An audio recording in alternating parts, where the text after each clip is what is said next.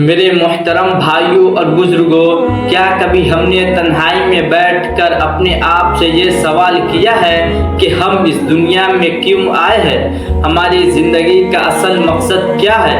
ہم صبح سے شام تک محنت کرتے ہیں، پڑھائی کرتے ہیں، کاروبار کرتے ہیں، پیسہ کماتے ہیں، گھر بناتے ہیں، لیکن ان سب کے علاوہ ہماری زندگی کا اصل مقصد کیا ہے؟ اللہ تعالیٰ نے قرآن مجید میں ہماری زندگی کے مقصد کو بالکل واضح فرما دیا ہے۔ اللہ تعالیٰ فرماتے ہیں وَمَا خَلَقْتُ الْجِنَّ وَالْإِنسَ إِلَّا لِيَعْبُدُونَ، کہ ہم نے جنات اور انسانوں کو صرف اپنی عبادت کے لیے پیدا کیا ہے۔ میرے بھائیوں، یہ آیت ہمیں بتاتی ہے کہ ہماری زندگی کا سب سے بڑا مقصد اللہ تعالیٰ کی عبادت ہے۔ ہم اس دنیا میں صرف کھانے پینے، سونے، پیسہ کمانے اور دنیا کی چیزیں جمع کرنے کے لیے نہیں آئے۔ ہمیں اپنے رب کو پہچاننے، اس کی عبادت کرنے اور اس کے بتائے ہوئے راستے پر چلنے کے لیے پیدا کیا گیا ہے۔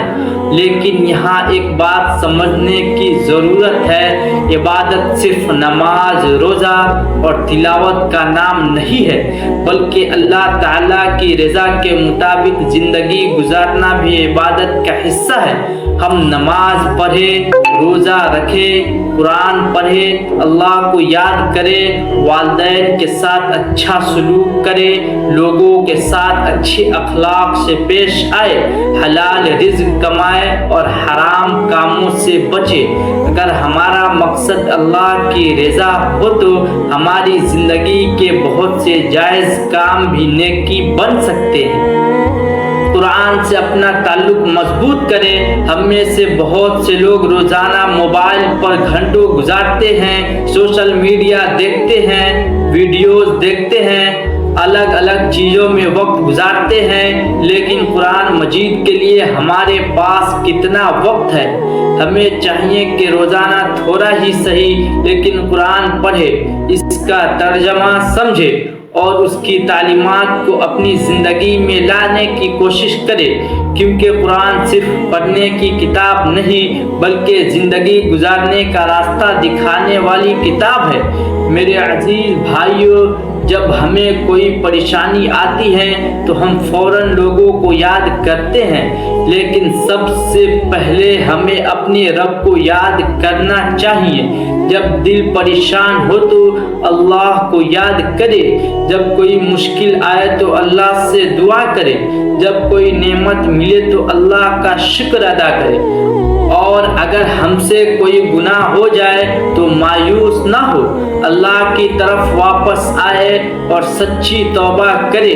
ہمیں یہ نہیں سوچنا چاہیے کہ اب بہت گناہ ہو گئے ہیں، اب اللہ ہمیں معاف نہیں کرے گا، بلکہ اللہ کی رحمت سے امید رکھے اور اپنی اصلاح کی کوشش کرے۔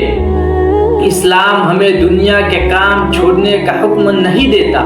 ہم پڑھیں، محنت کریں، کاروبار کریں اور دنیا میں ترقی کرنے کی کوشش کریں، لیکن ہمیں یہ نہیں بھولنا چاہیے کہ دنیا ہماری منزل نہیں بلکہ ایک امتحان ہے۔ ہمیں دنیا میں رہتے ہوئے اپنی آخرت کی تیاری بھی کرنی ہے۔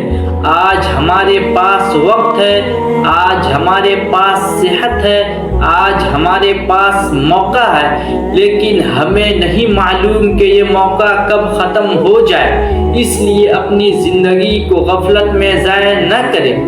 میرے محترم بھائیوں، آئیے آج اپنے دل میں یہ عہد کریں کہ ہم نماز کی پابندی کریں گے، قرآن مجید سے اپنا تعلق مضبوط کریں گے، گناہوں سے بچنے کی کوشش کریں گے، والدین کے ساتھ اچھا سلوک کریں گے، لوگوں کے ساتھ اچھے اخلاق سے پیش آئیں گے، اپنی پوری زندگی اللہ تعالیٰ کی رضا حاصل کرنے کی کوشش میں گزاریں گے۔